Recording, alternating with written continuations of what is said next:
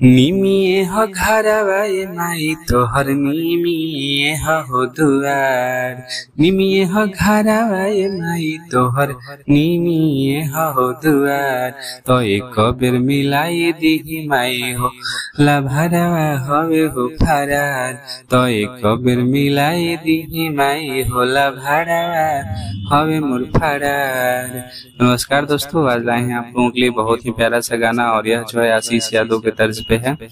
देखो वो चेहरवा के जान, उसी के तर्ज पे मैंने लिखा है भक्ति गाना। ठीक है, जो आप लोगों को अच्छा लगेगा, मुझे उम्मीद है। बहुत ही प्यारा सा गाना है। तो चलिए हम मुखरा को स्टार्ट करते हैं, समय ज्यादा नहीं लेंगे। निमिए हो घरवा माई तोहर निमिए हो दुआर।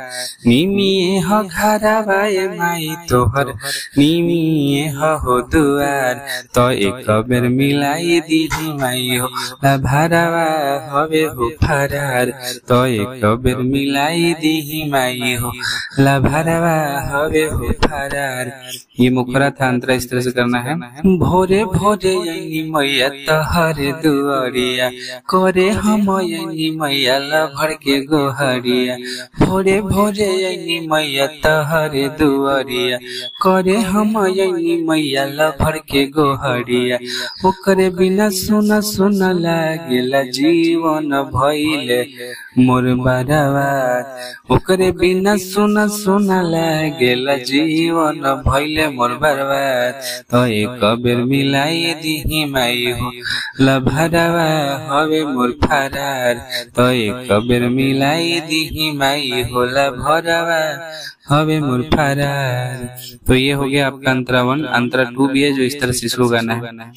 ओकरे बिना ये माई जी नहीं पैबै, घरवा में खाई के जहर मरी जइबै।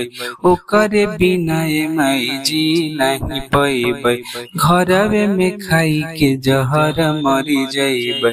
यादव नीति साल भर के है बुद्धि माई दहो बहर करार। तो एक बेर मिलाई दिही माई हो लभरवा हवे मोर फरार। तो एक बेर मिलाई दिही माई हो लभरवा हवे मोर फरार।